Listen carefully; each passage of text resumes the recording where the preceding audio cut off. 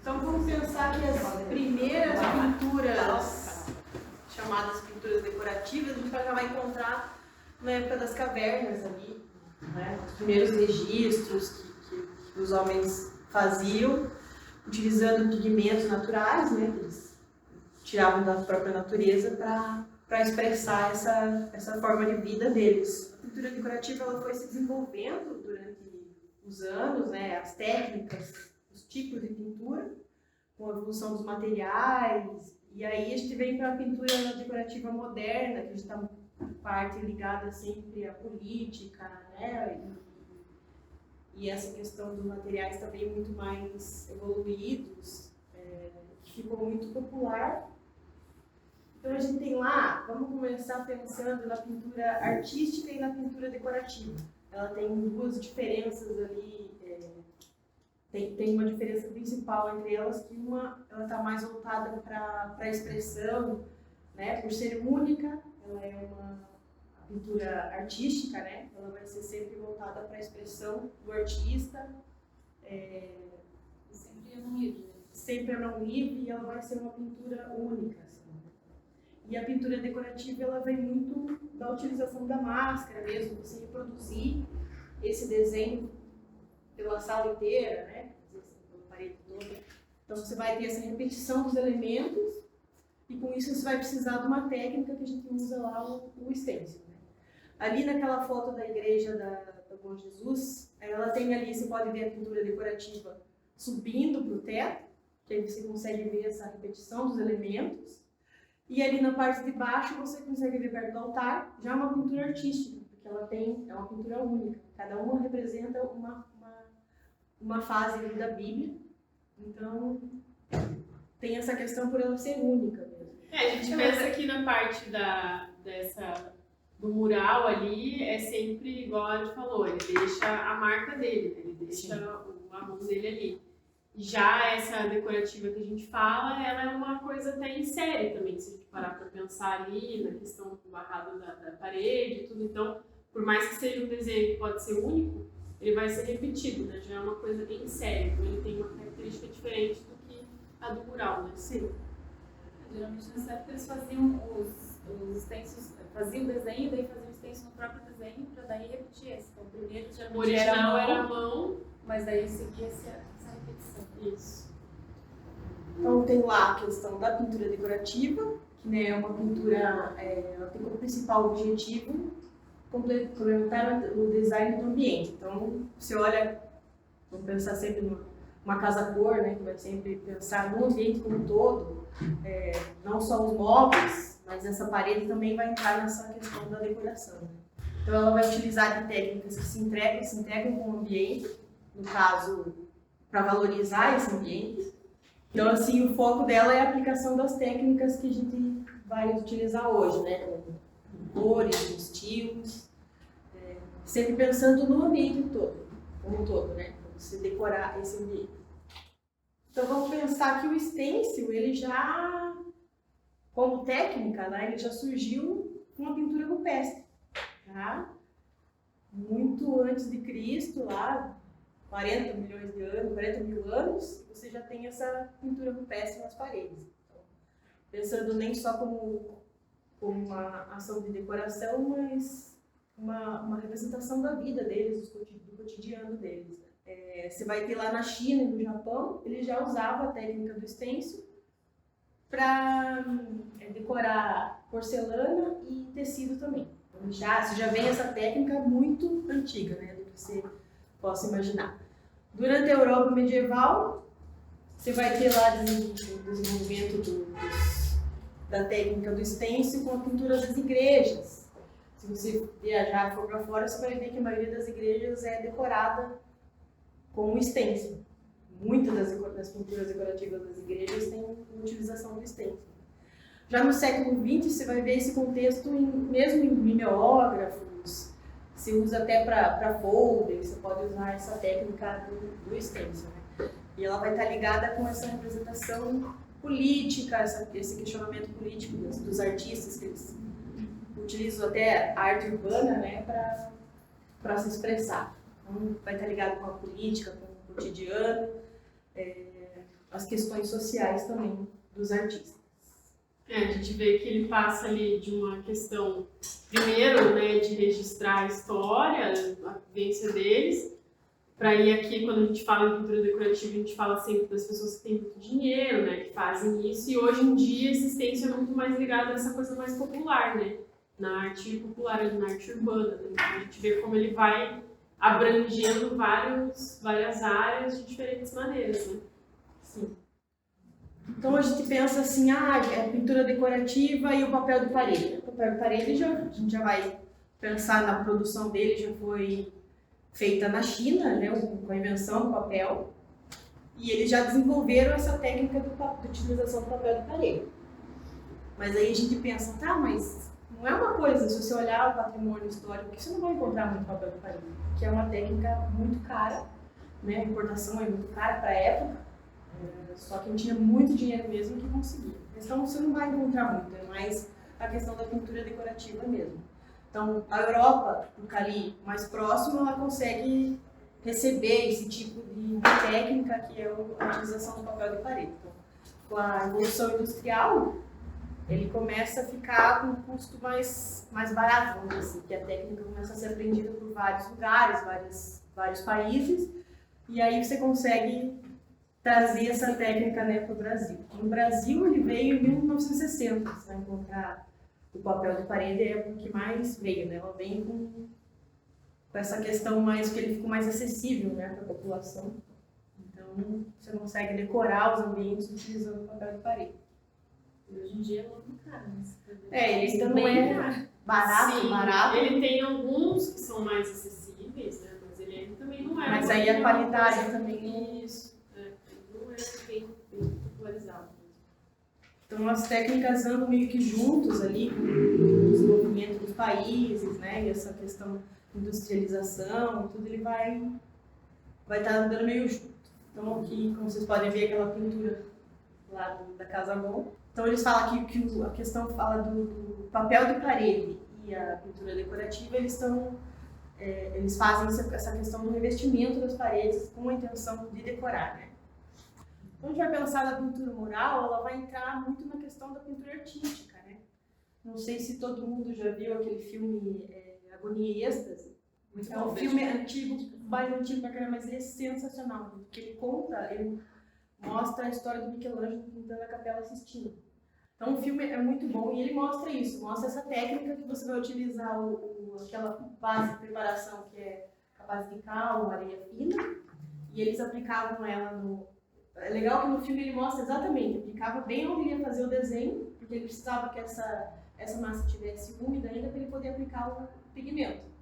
Isso fazia com que durasse muito mais essa pintura, né? Então, esse filme é sensacional por isso, assim, mostra muito dessa técnica. Então a gente pensa assim, uma pintura única, né? Uma pintura artística que ele fez para o teto da Capela Sistina. Na parede já é difícil, imagina o teto. Então a gente tem aqui já o uso do stencil na pintura mural moderna, que é, né, as questões políticas, a gente consegue ver, os artistas usam muito disso, né, para mostrar esses dramas, essa questão social. A gente tem aqui o Cobra, que fez ali no Moinho, né, lá na Conta. Esse artista, o Banksy, também, não sei se você já viu os trabalhos dele, mas é muito, muito legal. Também utilizando da técnica do stencil. E aí, essa questão também de aplicar o stencil nos muros, né, por onde você passa, todo mundo tem acesso, ele não está no museu, né, todo mundo consegue passar e ver essas obras expostas aí ao ar livre. Então, a gente vai pensar agora no stencil vindo já desse período paleolítico ali, né. Aqui a gente tem uma pintura que a gente pode considerar artística porque ela é única, ver a repetição dela da mesma forma, uma repetição em série, né? Mas a gente já começa a ver a mão como stencil, né?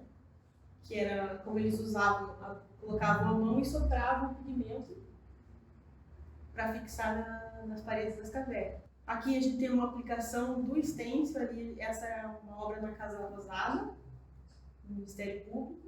Aqui o decalque, que é o que a gente vai fazer hoje, a gente vai começar fazendo o decalque, né? Que é tirar esse desenho para poder passar para o acetato, que é o que a gente vai usar aqui. Aqui a aplicação com o rolinho, né? Mas também, como trouxemos aquela brochinha, porque como a gente vai trabalhar com uma tinta que é para tecido, né? Está adaptando uma técnica, porque não vai ser para pintura de parede, a gente vai fazer uma pesquisa maior. Então a gente trouxe os dois para vocês testarem. Aqui eu trouxe os exemplos das pinturas decorativas. Essa aqui é da Igreja de Bom Jesus, essa da esquerda. E aqui é da Casa Rosada. Então você vê ali, ó, a repetição dos elementos, isso tudo. Mesmo que ele sendo único, ele está usando o stencil, porque você vê ele aplicado em outras áreas. E essa aqui é a pintura do MIS. O MIS foi sede do governo, né, uma época, não sei se do Estado. Então, ele tem uma pintura mais antiga, que está embaixo dessa, só que a pintura está bem detonada. Então, eles optaram por manter essa, porque fazia parte da história do edifício, não tinha essa questão de ser sede do Estado e os elementos faziam parte disso, então vamos manter essa pintura. Então, eu vou pensar que a pintura decorativa ela é muito mais antiga que o papel de parede e ela é muito mais acessível. Mesmo sendo mais antiga, ela é uma questão mais acessível. Já o papel de parede, por ser mais novo, ele agora, por ser industrializado, ele ficou mais acessível, mas ele, muitos e muitos anos, era muito caro para ter. Então, vamos pensar sempre que a pintura decorativa é a melhor opção aqui, ou foi a melhor opção para as casas. Essa também é do Palacete do Batel. Aqui a gente tem um antes e depois, só que ali já está com a iluminação do ambiente mesmo, então tem essa questão que parece que está com a cor diferente, mas não está, então foi restaurada mesmo, está com a cor original. Ela só está amarelada mesmo por causa da iluminação. Essa aqui é uma pintura que estava num dos banheiros, que é um cisne. Essa daqui é a questão do MIS, não, ela estava com um grafiado. Então assim, ó, foi removida. Aqui você consegue ver um pouco da pintura original. Ela está embaixo desse verde. Nossa. E ela está bem apagadinha. Isso tudo aqui em cinza é a pintura original. Ela está bem detonada. Tem uns lugares que dá pra ver, né? O forro dá pra ver melhor. No forro dá pra ver bem. E aqui a gente já entra na pintura, na questão da pintura da Casa Gon. Como vocês viram naquele outro canto que tinha um indício, a gente já sabia mais ou menos aonde procurar. Então, já sabe que vai ter uma pintura decorativa aí. Ela estava assim, a gente foi vendo, fazendo uma investigação, né? Pra saber, ó, tem um desenho aqui, ele vai repetir, para você ver se você vai conseguir esse desenho inteiro. E aí veio definindo, ó, vamos fazer. Isso aqui, gente, a gente fala assim, a pintura não está restaurada. A gente abriu para poder fazer o curso lá e poder ter uma pintura decorativa para vocês aplicarem no curso. Só de restauro da pintura é você abrir, como vocês estão fazendo na raspagem, e depois vocês pintam conforme as técnicas da época, a dica da época. A gente vai usar o pigmento que é o que é utilizado para restauração, ele é próprio para restauro. Não sei se vocês conhecem a técnica da integração. A gente não pinta, né? A gente vai preencher as lacunas ali com pontinhos ou trapézio, que são os risquinhos bem fininhos, com várias cores, até você chegar no tom próximo do original. Mas você vai sempre pensar, tem que ser um tom mais claro que o original para você saber.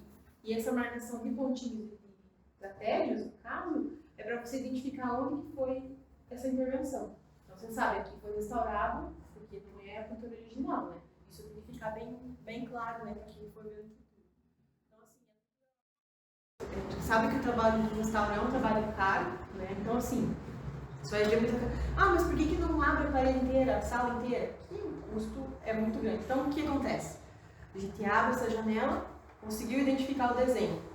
Vamos manter esse desenho, se restaura só esse pedaço, né, muito mais barato para quem está contratando. E aí, no caso, se vê a necessidade, você pode aplicar a máscara no resto do ambiente. Ou não, só mantém a janela, o passo é liso. Só deixaram um registro mesmo da pintura, mas não aplicaram. Eles escolheram uma cor de fundo mais clarinha, tudo daí liso, cada sala de uma cor. O passo é bem colorido, né?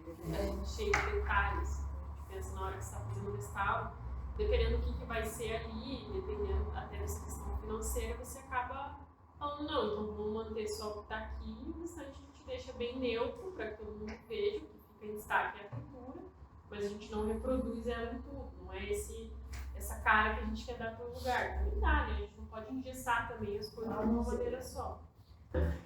Então, assim, essa pintura, como a gente olha, ela tem vários elementos.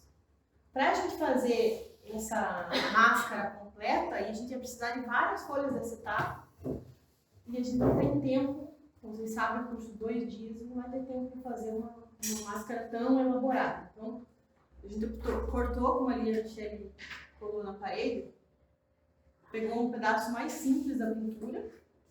Quem quiser modificar, fala, nossa, quero a linha, porque a bolsa vai ser de vocês. Então, é mais se vocês acharem melhor fazer todo o que está ali, é melhor para vocês entenderem como que funciona essa técnica. Mas pode pegar, né? Se quiser pegar só, eu quero só o vasinho e esse aqui. Não tem problema.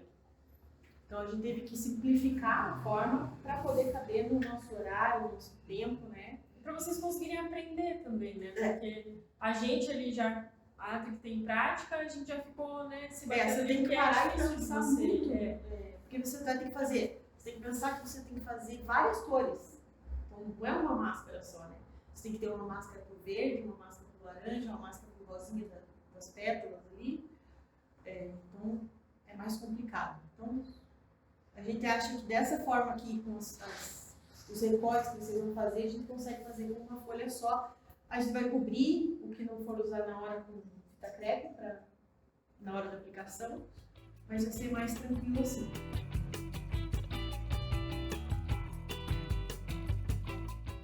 Então eu trouxe umas imagens aqui. Essa aqui é só para vocês verem uma imagem mais antiga, né? Então essa aqui é da década de 40, ela ainda estava no lugar original dela. Aí esse aqui é uma parte de um artigo de um jornalista aqui do Paraná, que ele falava, né, que foi erguida em 1913 no estilo Massachusetts, com tábuas de araucária e um exemplar único, e ele fala ali, né, acompanhado de um esplendoroso e verdejante bosque, da qual era indissociável. Então a gente pensa, né, que já naquela época ele já tinha esse pensamento ali, anos 90, né, de que ela não deveria ser separada desse bosque. Aí aqui é um pouquinho dela hoje, mas vocês já viram. E essas aqui foram as únicas imagens que eu achei dela sendo desmontada. Então, você vê que... Imagine todas essas peças sendo desmontadas, né? Então, assim, obviamente que quando a gente pega, digamos, essas estruturas aqui, talvez não sejam as mesmas madeiras nos mesmos encaixes, né? Isso acho que é quase que impossível. Mas você precisa entender como que funciona essa estrutura dela para você conseguir remontar, né? Então, eu imagino que na hora que eles estavam desmontando, eles já foram anotando como que era essa estrutura e fazendo desenhos e cortes e tudo para que na hora que fosse montar fosse mais fácil de entender, né? Então, eu imagino que deve ter sido algo bem complexo e bem detalhado. Aqui é uma outra, você vê os andaimes ali, né? Parece que não dá nem para entender direito o que está acontecendo, fica uma bagunça, né? Mas foram as únicas imagens que eu achei, assim. Ah, melhorou.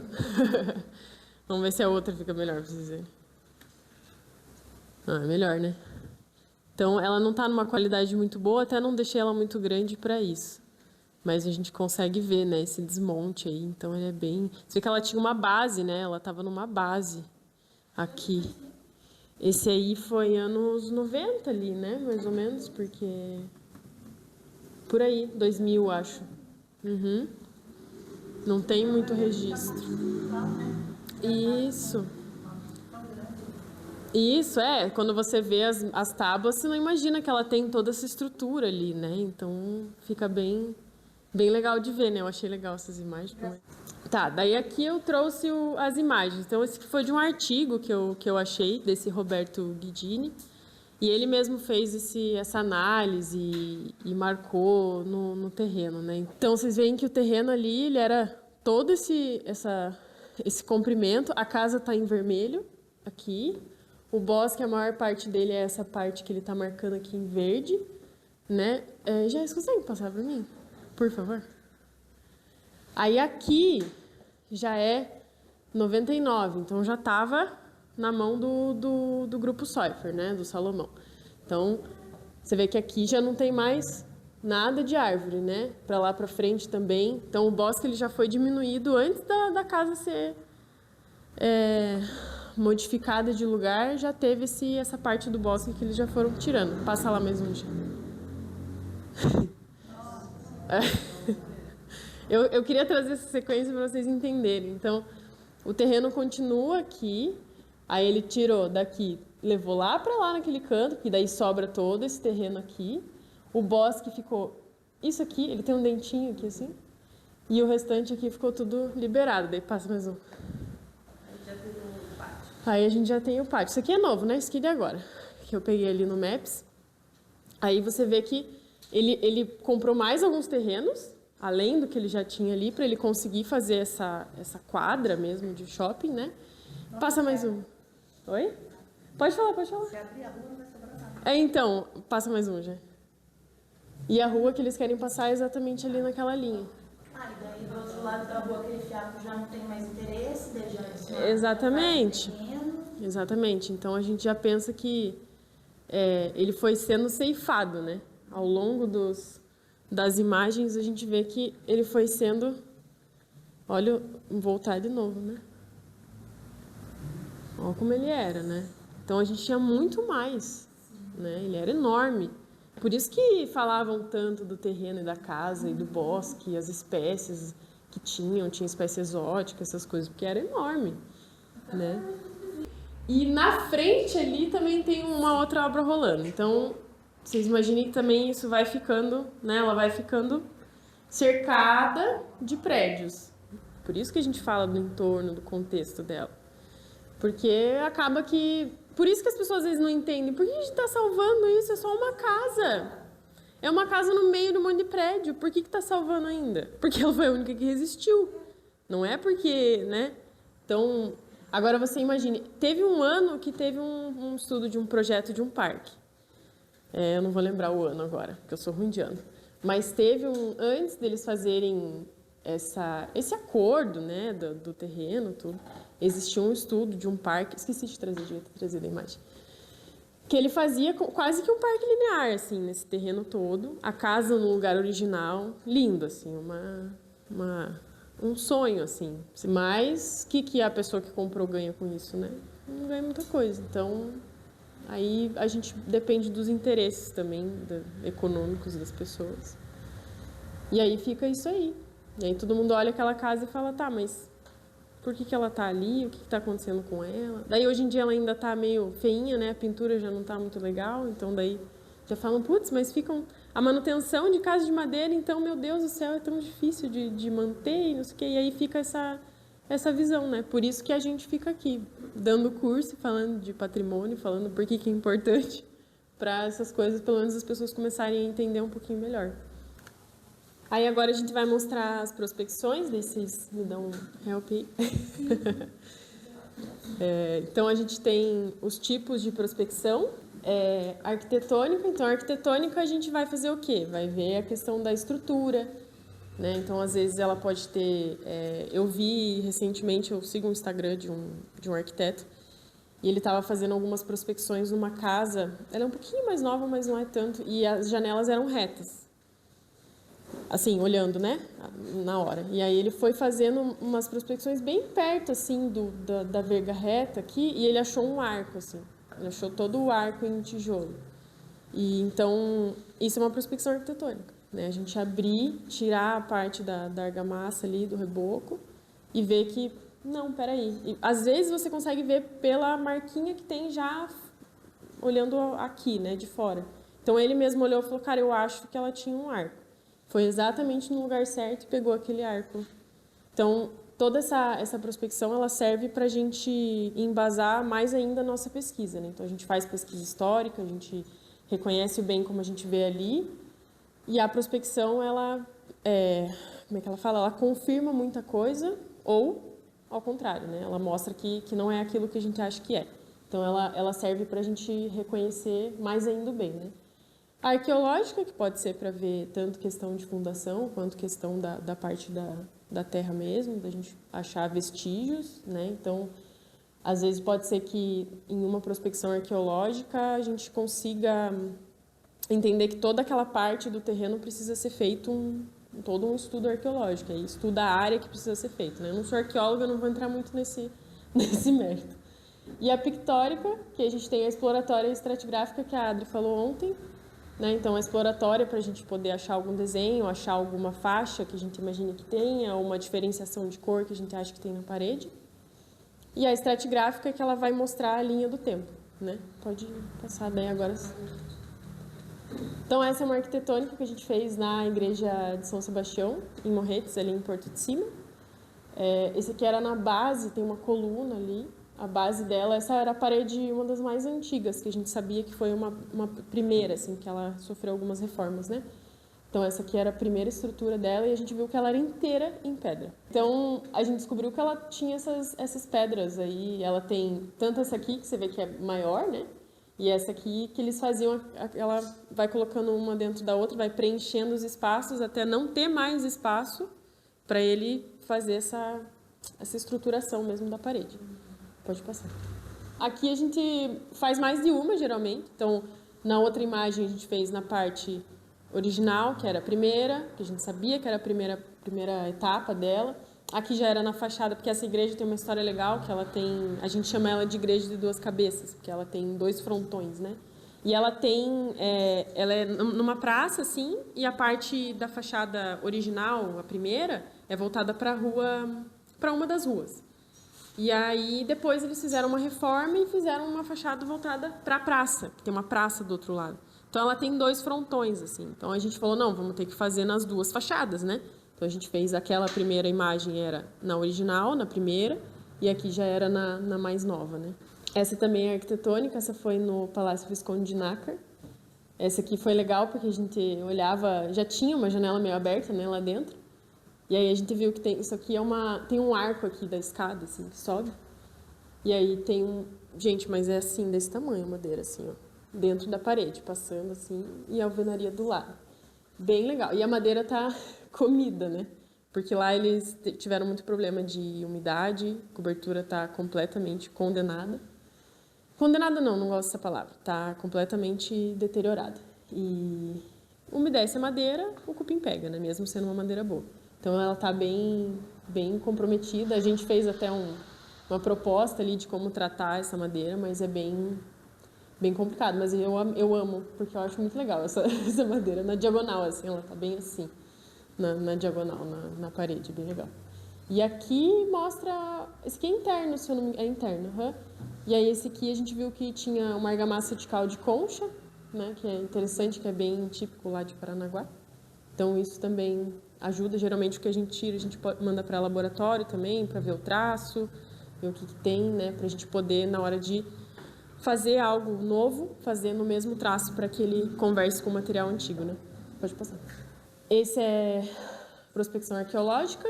Essa imagem eu peguei da internet, que aqui eu tinha a imagem, eu não achei, que era lá em Itajaí. Então, isso aqui é no Jardim Zoológico do Rio de Janeiro.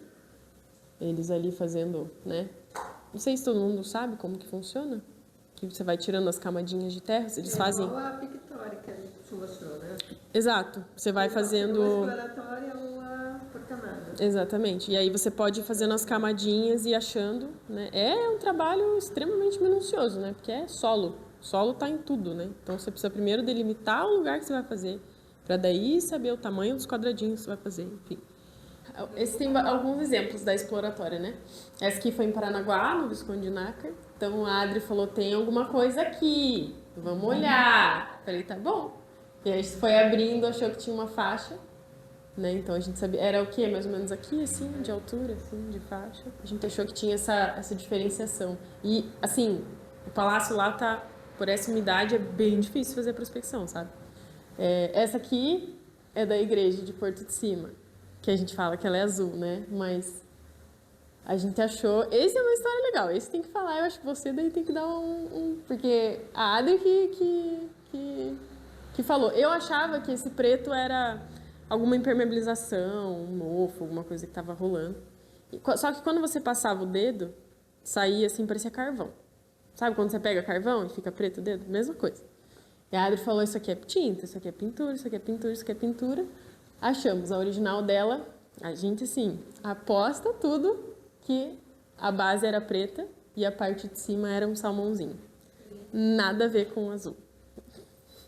Só que ela foi pintada de azul.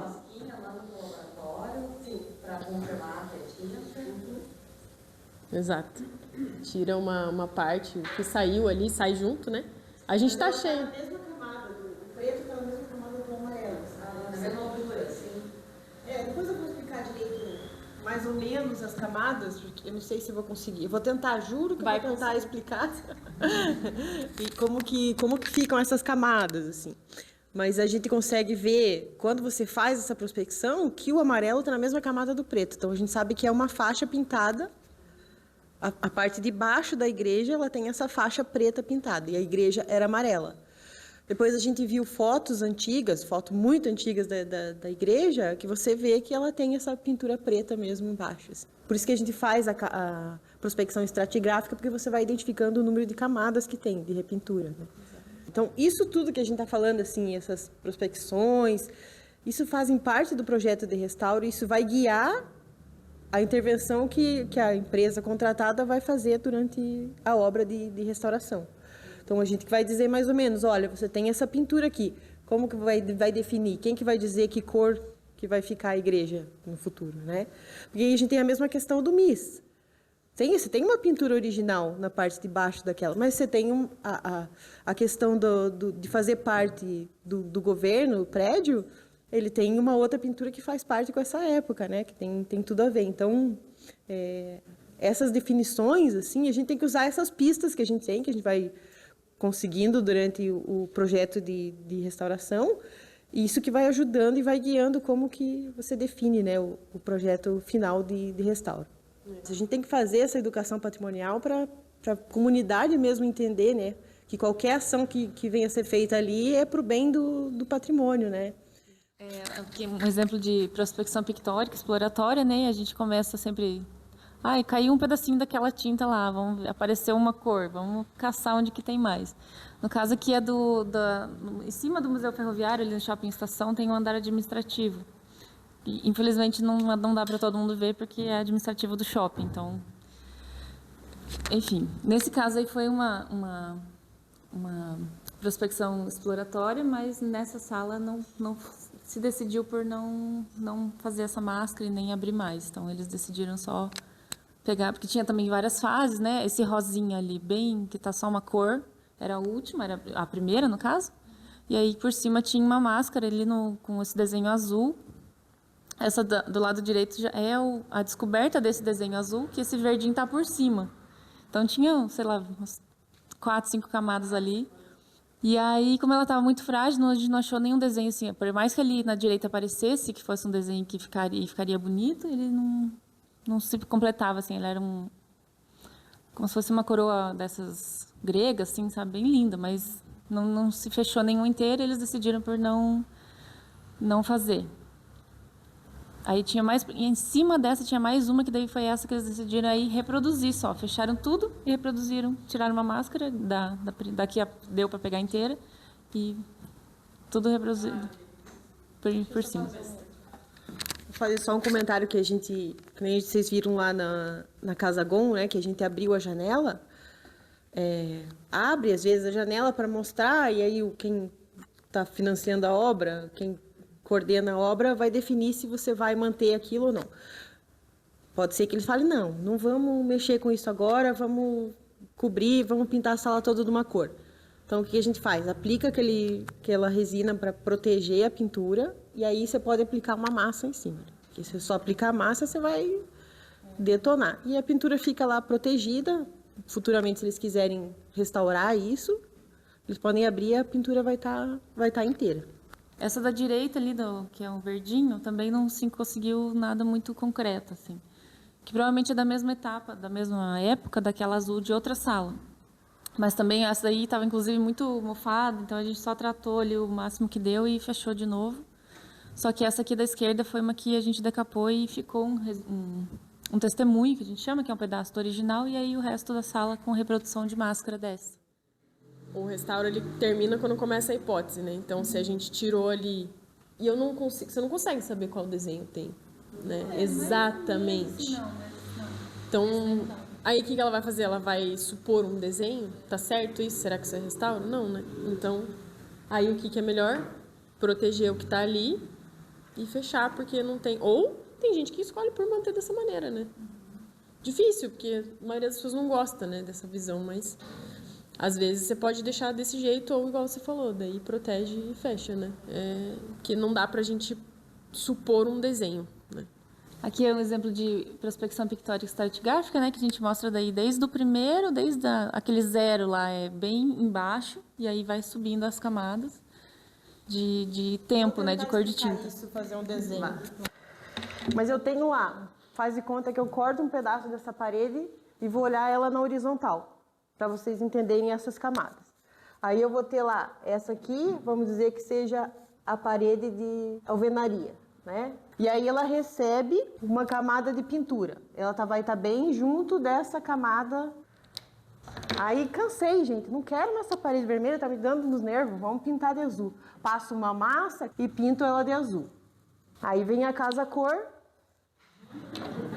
fala, vamos fazer uma textura aí, um gafiato.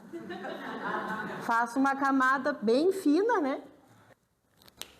E aí, chegam lá, tombam bem, falam assim, agora a gente vai ter que restaurar. Aí chamam a gente para fazer o projeto de restauro. Vamos lá fazer prospecção. Então, aí eu vou bem fácil remover essa camada. O que a gente vai fazer é puxar uma faixinha estreita até o chão, para a gente saber aonde que vai encontrar a pintura. Tirei uma camada, levei 6 meses para tirar essa. Cheguei no azul. Essa daí, será que é original? Vamos cutucar um pouco ela para ver se tem. Achei uma massinha, vou chegar naquele branco. Olha lá, cheguei nesse vermelho. Será que ele é original?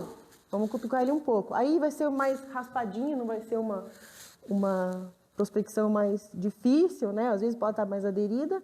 Cheguei na argamassa. Então o que acontece? Eu sei que essa camada vermelha é original, porque eu fui removendo as camadas e aí eu vou puxar para o lado aqui para eu fazer estratigráfica. Então eu vou mostrar que tem essa camada de reboco, vai chegar na azul, vou chegar na vermelha original. Não sei se vocês estão conseguindo acompanhar.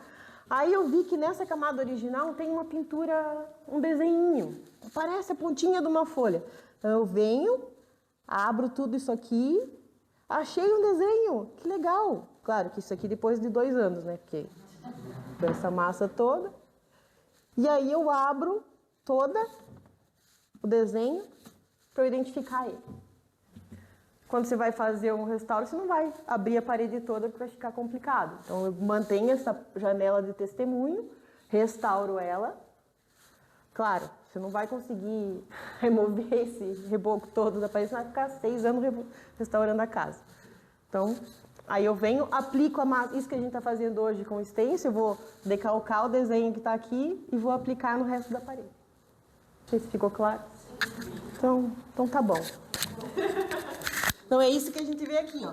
Essa parte aqui é o reboco. Você já vê ali as pedrinhas, as areias. Eu tirei o microfone. E até chegar no azul que está ali e a última camada que eles pintaram, que é o branco. Quer mudar? Esse acho que é até do interno, né? Você vê que tem uma... aqui na... Aqui ele termina, tá vendo? Então ele era uma faixa. Na parte interna da igreja. E aí a gente até confirmou, né, com uma das mulheres da comunidade lá, que é uma das que cuida, que ela realmente falou, não, a gente tinha mesmo uma época que tinha uma faixa azul na parede. Então, isso que é bom, essa dupla confirmação é melhor ainda, né? Essa é de uma esquadria, essa é da parte de dentro da esquadria. Então, é que nem a Adri falou, né? Chegou na madeira ali. Então, ela chega, tem esse azul escuro, aí ela chega num azul um pouquinho mais claro. Ela chegou a ser branca em algum momento, e aí depois ela achou que a branca é a primeira camada, digamos. Só que janela é um pouco complicado de dizer que é a original, né? Porque às vezes a madeira pode ter sido trocada, às vezes eles mesmos, na hora de repintar, aplicaram alguma coisa para tirar a camada que já tinha. Então, a esquadria é um pouquinho mais complicada. Então a gente não se baseia apenas na prospecção, porque é isso como a Michelle falou. Às vezes a gente pode pesquisar em registro se teve alguma intervenção de restauro, algum relatório, isso tudo vai ajudar, porque ele vai dizer, essa parede foi trocada, foi removida essa parede, é parede nova, ou essa janela, essa esquadria foi trocada, tem madeira trocada, a gente consegue saber que ali essa pintura não é original, porque ela foi feita no período pós-restauro. Isso mesmo. Essa aqui é aquela mesma que eu falei para vocês que ficou a prospecção, né? Que ela já estava, a gente sabia que ela já existia, porque ela já estava uns pedacinhos aparecendo. E em algum momento do restauro, entre aspas, alguém colocou essas duas faixas de cor plástica por cima, para deixar o meio ali do jeito que estava, assim, com esse azul assim por cima, só para dizer que tinha um desenho lá por baixo. Eu acho que... Eles quiseram deixar só o espaço da janela, mas não a janela em si. É assim. Aí depois disso a gente decidiu abrir, continuar. Essa foi a pior parte, é quando tem intervenção, porque dos dois lados ali com essa tinta nova, plástica, que foi mais difícil de sair. E aí a gente decidiu por deixar esse pedaço todo em cima de uma porta, né? Roda-teto. A gente optou por deixar esse pedaço aí como testemunho e aí fechar o restante e fazer a máscara no resto da sala. E aí foram alguns meses. Essa aí é uma outra nesse mesmo lugar, que aí é já para vocês verem como que é a aplicação de máscara ali, né? Foi feita no rolinho essa daí, então por isso é sempre com um rolinho muito, muito pouca tinta, muito seco de umidade. Então a gente faz camadas e camadas, não é assim, pega uma tintona grossa e pá, porque senão ele estoura tudo, faz aquela borda e fica horrível. Então a gente faz esse é como se fosse uma reintegração que a gente fala, reintegração aquosa, assim, mais... Como que fala? Levinha. E a gente tá ali com um pincelzinho naquela do lado ali, que é porque quando dá esse erro de máscara, que eu falei para alguns de vocês ontem, que quando você quer pegar um pedaço do desenho que sairia ali do desenho, você deixa aquele filetinho para não perder o pedaço do acetato, né? Para fazer o formato. Então a gente tinha que acertar esses pedacinhos em toda ela, sala grande. Então no pincelzinho ali é tenso, demorado. E isso que a gente estava com uma equipe grande, então até que foi rápido.